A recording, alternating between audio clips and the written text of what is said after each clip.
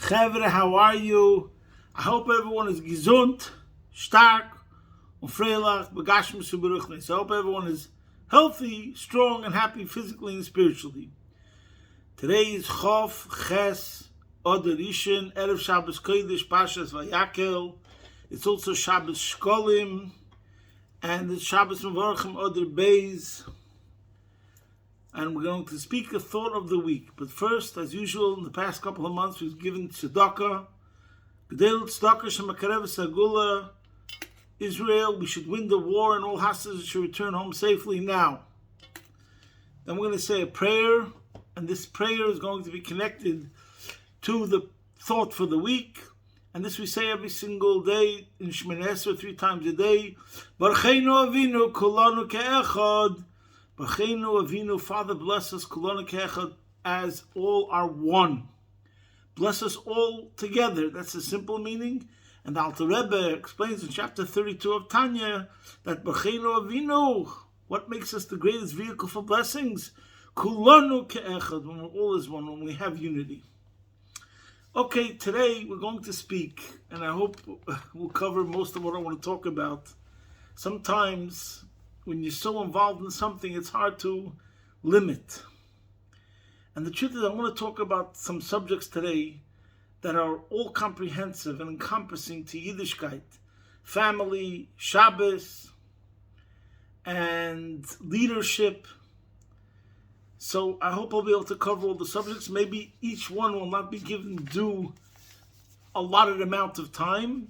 But, similar to the famous story with the Tzemach Tzedek said, when he speaks, how could he speak? When he used to give sermons and Farbrengen and say Torah, how is it that he has something to say that everyone could relate to? And the Tzemach Tzedek said that he's like a kaplushmacher. He's like a hat store. Someone walks into the store and they find a hat which is measured to their size. So he speaks so much, there's so much content in what he's saying, that there's something for everyone.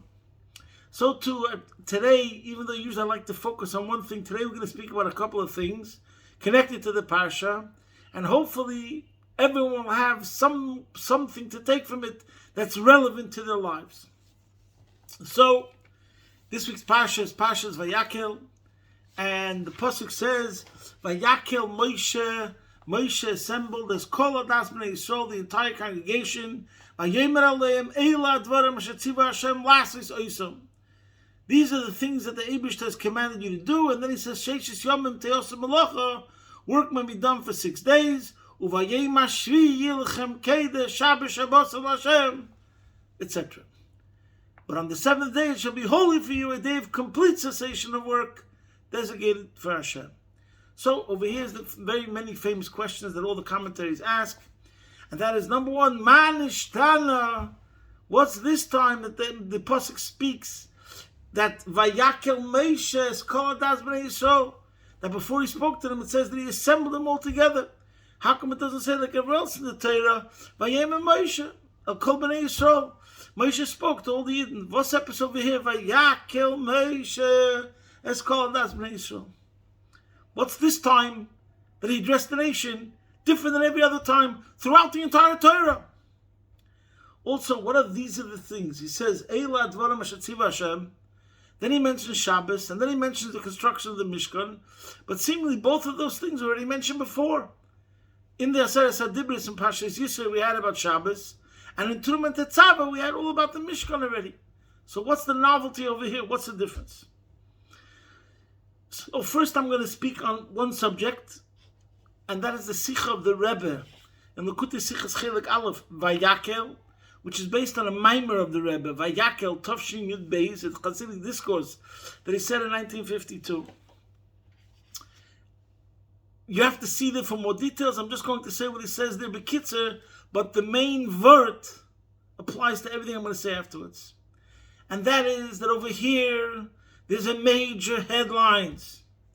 What's that Vayakhel Moshe with the words that Rashi says, L'mochas Yom HaKippurim. This was the day after Yom Kippur. So in other words, this was the major headlines, a major event. And what was that? The first time Moshe Rabbeinu was going to address the Yidden after Chet HaEgel. So we had the worst sin that was ever committed by the nation, the sin of the golden calf. And now, Moshe gave them the Shlucha Shnias on Yom Kippurim. On Yom Kippur, Hashem forgave the Yidden, Salachti Kidvarecha. Now, the day after Yom Kippur, Moshe was now going to deliver a talk which was going to be, so to speak, an antidote, how such a thing could never happen again. What would be the antidote that the sin of Chet Egel should never happen again? Where was the mistake? Where did they go wrong? And how can you live your life in such a way that this mistake shall never happen again?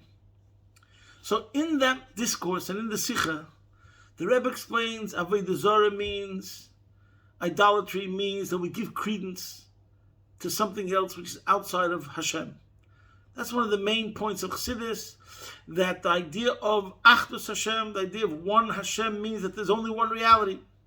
There's only one power, not only just one God. And therefore, what does idolatry mean? When you begin to believe that it's your toil and your involvement in work that's giving you sustenance, that's idolatry. Which is also connected to the idea that the golden calf was made out of gold, Egel Azov. And if you see the Balaturim in the beginning of Kisisa and also many other places, it speaks about one of the ideas of the Avodah Zarah of the golden calf was the idea of money, money, money, bowing down to the mighty dollar. So, how do we prevent that? We prevent that by understanding, and this is what the pasuk means of it, this is where the Maimon explains, Sheishes Yomim Te'asa Melacha. Work may be done. Te'asa doesn't mean you should do work, but work may be done. It's in such a language means Te'asa b'derech mamela. If your involvement of work is in such a way that it's not you sold your soul for $1, but you realize that it's only a means to an end, and it's only that Vayakhel Hashem alikecha b'chol asher ta'aseh, it's really the bracha of Hashem, and you have to do something. So that's how you're living your whole week. Your whole week is not about the materialism, and it's not about that you're obsessed with financial gain. Your life revolves around spirituality. Your life revolves around Hashem. Therefore, you get up in the morning, you daven a minyan, and you learn Dafayemi or Chassidus, and you go to the mikveh, whatever you do. First, you focus, you connect spiritually. And then you go out into the world, and then your whole day is different, because you have the right foundation, and you understand what it's really about. And that's what it means, Sheishes Yomim Te'oseh.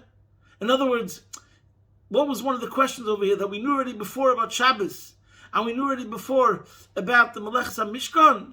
Over here, the pasuk is going to tell us a new thing called Shabbos Shabbosin.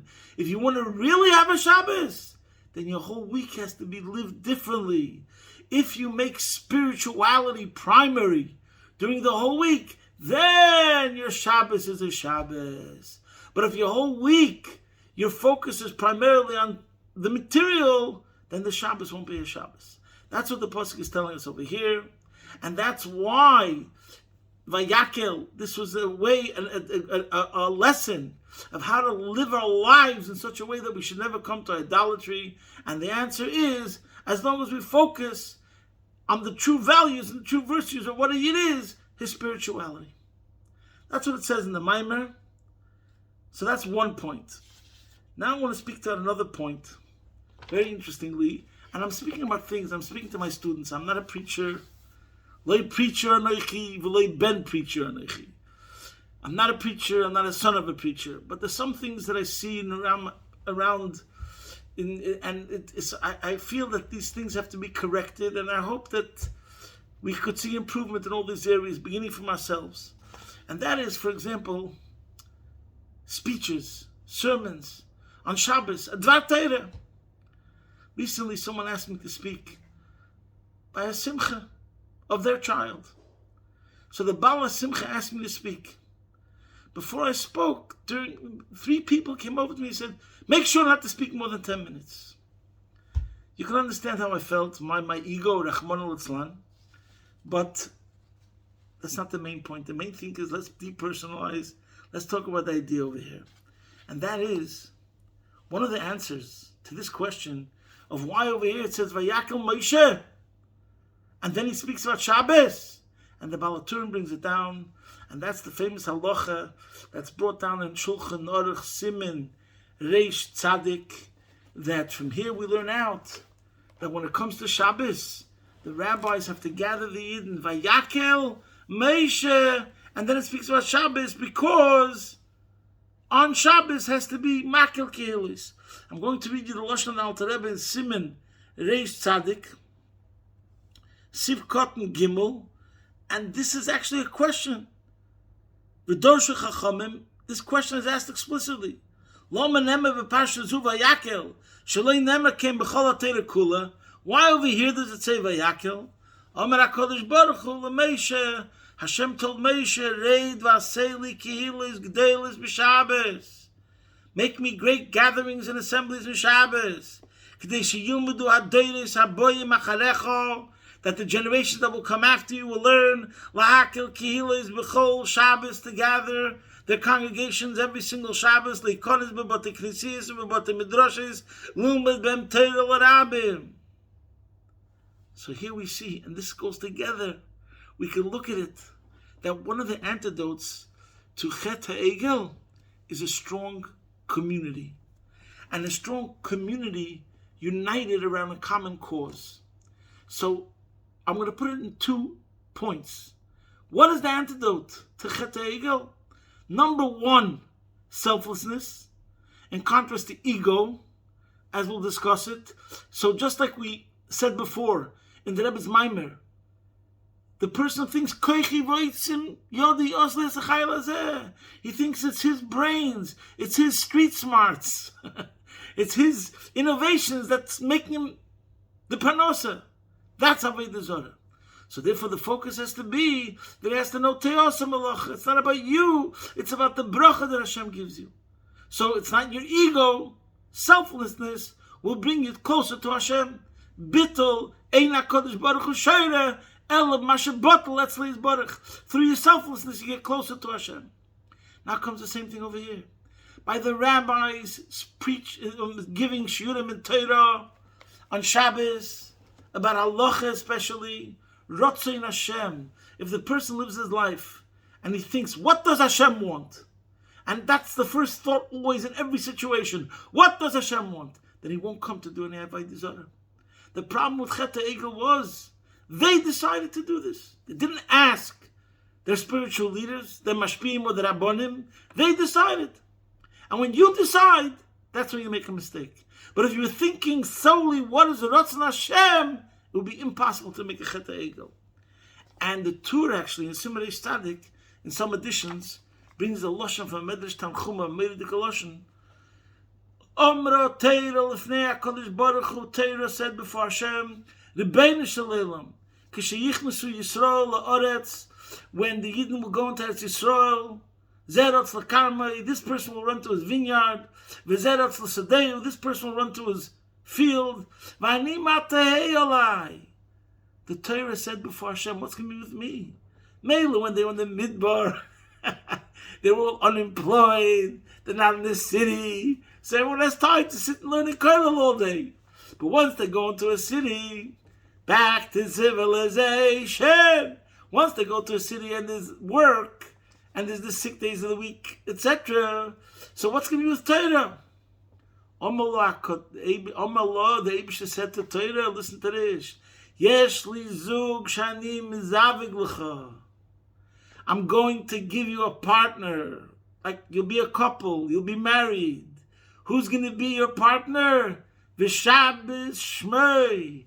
The name of your partner is Shabbos. Shem b'teilem melachtam v'yechelem lasek b'cha. Since Shabbos is a day where we don't have to work, so therefore Shabbos will be a day which is dedicated to Torah. So this is another sign. Every person looks at themselves and they feel they're good. They try to do what the Eibishter wants. But what's the Evan HaBeichen? What's the test? To see clearly if you have the right mindset and the right attitude and the right perspective or not. And the answer is, what does your Shabbos look like? Now that you're not working, are you dedicating yourself to Torah? And this is the match. Shabbos and Torah. Why? because they both focus on spirituality. Shabbos is Aliyah Ha'olamis. We transcend the worlds, and Shabbos Miloshen Toshav, we go back to the source. We're in spirituality. We're focused on spirituality. There's no emails, there's no dumb phones, there's no smartphones. There's nothing. There's spirituality. And that's the same idea of Torah. Torah is the same idea. Oisem nafshem ikev v'gufim Torah. Torah is our guide, and it always shows us how we have to focus on the right values. Hashem, Hashem, etc. So that's the second thing. As an antidote to the Chet HaEgel is a sense of community. Vayakhel, and go to shul, daven with the minyan, participate in the shiurim. Because in the end, Chet HaEgel is selfishness, and it's also divisiveness. And I forgot to mention this before. There's a Gemara in Sanhedrin Daf Samach Gimel Amid Beis, which just shows that how Avodah Zarah is plain and simple selfishness to give in to your desires. The Gemara says, Omer Rabbi Yehuda Marav, Rabbi Yehuda said, Yoidin ha Yisrael ba'avodas kechoven. The Yidden knew that Avodah Zarah she'ein ba mamish, that has no substance. There's nothing real to it. Why are you going for this piece of wood? For this piece of bronze? Whatever it is. The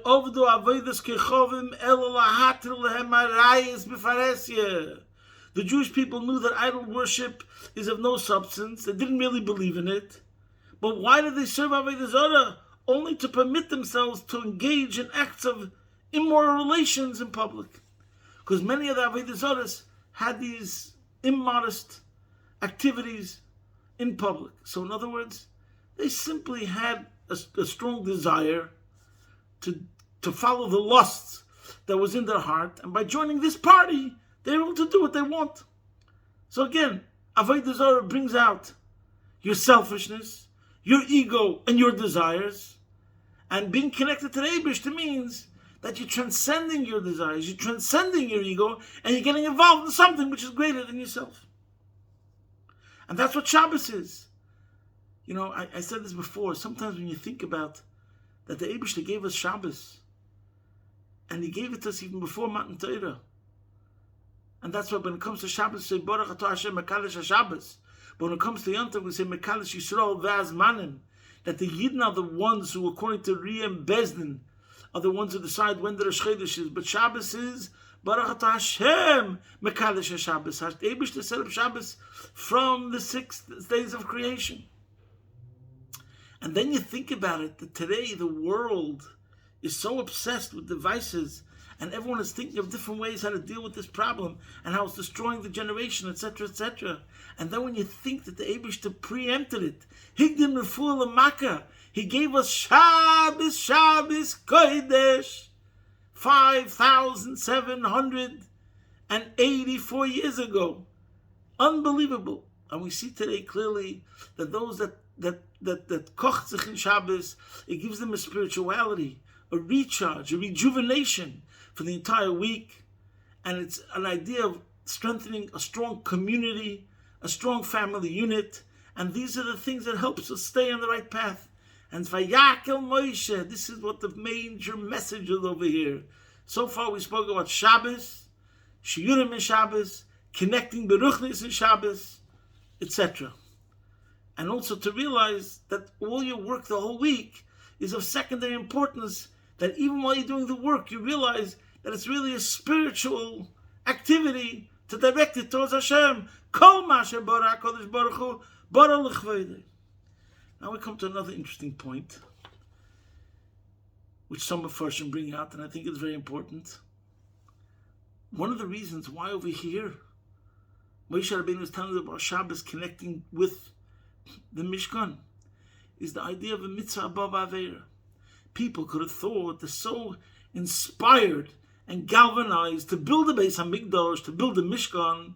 It's Avodas HaKodesh. It's Melechas HaKodesh. So you'd think that the Melechas HaKodesh will push away Shabbos. We say no. It doesn't push away Shabbos. Why not? Whatever. That's the Eibishter who decides when you do this and when you do that. This is Shulchan Aruch. Find out what the Ratzon Hashem is in every single situation. And if you don't find out what Ratzon Hashem is in every situation, you will make a mistake. And that's the message that Moshe is giving over again, an antidote to the Chet HaEgel. People that made the Chet HaEgel, they came up with all sorts of rationalizations and rationalizations and reasonings why they should do it. Self-justifications. But there was one thing. The Eibishter did not command them to do it. And Moshe Rabbeinu did not command them to do it. In other words, it was Heipech Ratzon Hashem. You decided. Who are you to decide? It's a cheshbon. As it says in Hayom Yom, the famous Hayom Yom of Chav Gimel Sivan, a story with the Rebbe Rashab, where he says, Ad oz lo yadaiti sheyuchal liyos frumen nefesh b'ames veret noch achsidish nefesh b'ames. Sometimes the person can have the greatest rationalizations that sound so holy, but really it's coming from the other side, from your Yetzer Hara. And that's the message over here. Moshe Rabbeinu is coming down, Vayakhel Moshe, and he's telling the message. You might have motives that seem holy, but remember one thing, Ratzon Hashem. And that's the message also of Vayakhel. The only thing that could unite the people is when it's really the Ratzon Hashem. And now I'm coming to the subject that I really want to talk about. I realize it's so late. But this is really what I wanted to talk about. Vayakhel Moshe. We need leaders. To have a strong community, you have to have a leader. And we have to decide that this is someone who's going to be a leader, a rabbi, and then follow the rabbi. And then you'll have a community which will be united and will serve the Eibishter. There's a Sikh in the Rebbe of Micheli Beis, where the Rebbe gets into the whole lashon of Yayosu Kulam Aguda Echos Lasois Ritzoncha Belev of Shalom. And the Rebbe explains over there how in Likutei Sichos, page Cheli Beis, page 436 and 437, see there how the only way that we can have true unity is Yayosu Kulam Aguda Echos. When will we have a unity? Only when it's Lasois Ritzoncha Belev of Shalom, when it revolves around the will of Hashem. And we see this so true today. All the isms, you name it, whatever the ism is, they've all failed. And today, I don't want to get into it, we have the polarization of entire countries, whether it's the United States of America, whether in Eretz Yisrael before October 7th, whether in Britain, whether in Canada, whether in Australia. And I believe there's a major problem. There's a major problem connected to leadership.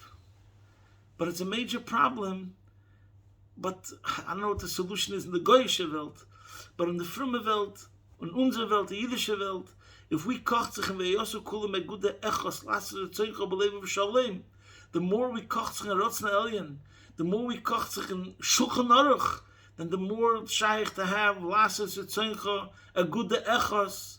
That's the only unity that is true when it's based on true foundations. Like, for example, that the Alter Rebbe says in Tanya Perek Lamed Beis, when he speaks about Avos Yisrael, and he says, "B'shagam shekulam masimois v'havechel l'kulona," because all Yidden are actually equal. We all have a soul, a neshama, a nefesh elikis, and we all have one Father. U'lechein nekru kol Yisrael achem mamish mitzad sheresh nafsham b'Hashem echad. And therefore, we're all called mamish brothers because of our souls. And this is what the Alter Rebbe brings out. And this is also connected with Vayakhel Moshe. We have to remember, and I want to connect this. Yesterday was Chav Zayin Oder. It's 32 years since the Rebbe had a stroke. And then the events of Gimel Tammuz followed. And there is a certain lack that we can't see a holy tzaddik with our physical eyes and hear these makal kehilis. The Rebbe was the one who was Mekayim this. He gathered us every single Shabbos, and we heard Farbrengens, and we heard Torah, and the Rebbe spoke about this halacha and Shulchan Aruch. So we have to realize, Vayakhel, who's the one who could achieve Vayakhel, to bring together the whole community? Moshe. So Moshe is the ultimate of Vayakhel. The Rebbe explains also in the Sikh and Chelik Vav, that Vayakhel means a new entity. It's not only just a gathering of individuals. He's able to make him truly a new entity, like we speak about Tzibur. A Tzibur is a new entity. the only one who could actually take an entire congregation of individuals and make it one new unit is Moshe Rabbeinu, because Moshe is the essence of the entire nation, a true leader, a true tzaddik. But now let's take it down a notch. In general, if we talk about Melbourne, we had a shliach here, Rabbi Groner, Olav Shalom. He was an unbelievable leader. He was like the glue of the community. He knew everybody. He knew everyone's parents. He knew everyone's grandparents. And he was worried about everyone. He cared about everyone. And he brought the whole community together. And this is something that, we have to first have a concept of what it means. Vayakhel Moshe. There needs to be a leader. The Rebbe spoke this also when it came to Shnas Hakel. And the idea of a melech, there's a king who brings together the whole nation. And the Rebbe interpreted on a personal level to every person that the father is like the melech. He's the leader of his family. And he has to be a role model to his children. And just like we see in life, as long as the children love the parents, that itself is a unifying factor that brings together the whole family. Sometimes when the parents pass away, then all sorts of machlokes happen. But as long as they live with the spirit of the parents, it was a unifying factor. And the same thing is true when we talk about leadership qualities. We have to talk and understand that a leader has to be a unifier, which means he has to bring out the best in every single people, because he cares about everybody. Because he himself is selfless. Moshe Rabbeinu is the level of total bittul, v'nachnu mo. He's completely selfless. He brings out the selflessness in every single one, everyone else, in all of Bnei Yisrael, and he raises them to a higher consciousness, to be focused on Hashem, to be focused on spirituality, a common mission, a greater good. And that's because he cares about everyone, and he shows how everyone could retain their individuality even as they become part of the whole. And we see this again and again by the Rebbe. He wants you to be a lawyer, he wants you to be a doctor, he wants you to be a Rosh Hashiva, but we're all shluchim. And the first Fabrengen, when he said, we are the last generation of Golus and the first generation of Geula, he was saying we're making a revolution now. I'm using that word. And it galvanized the entire Doir, that we're focused now to bring Mashiach. He was a unifier, and he unified everybody. Vayakhel, her Rebbe, the whole generation, for the goal and to the mission to bring Mashiach. To elevate the entire world, to pick up the entire world, to transform the entire world, and to make it a dwelling place for Hashem, a better place, and thereby bringing the Geula Mitzvah Shlema. So the same thing is true in general. If we're looking for a leader, if you are a leader of a company, if you are a leader, everyone's a leader, so to speak, of his family, of a classroom, of an institution. We have to remember that one of the main important principles of leadership is to be Vayakhel, a unifier. And to be a unifier, first of all, you have to be a role model of selflessness. And one certain expression I like very much: officers eat last.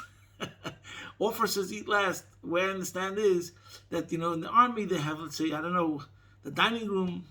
So the officer lets all the soldiers take food first, and he eats last. And you would think to yourself, be the opposite. He can go to the head of the line and take first. No, officers eat last.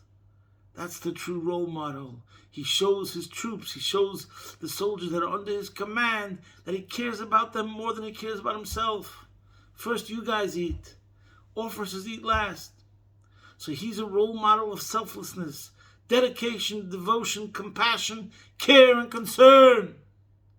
And then he could bring them higher to reach levels of transcendence, selflessness, to dedicate themselves, and that they should be dedicated and devoted to a higher cause, a greater good.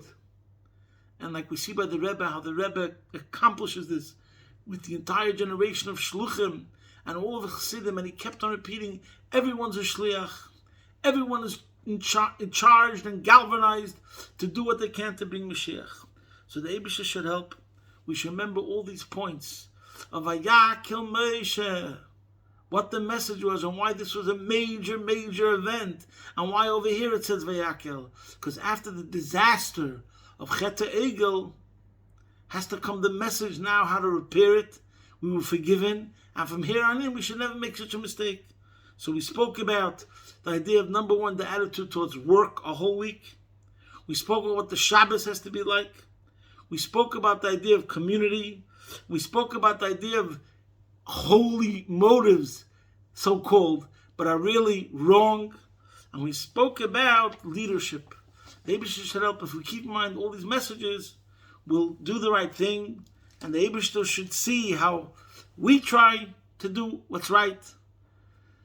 And this will be the Yesarus Latata to cause the Yesarus Leila, Bias Mashiach Tzidkenu, take it from a yad, mamish. Posting from my home, your man in Melbourne.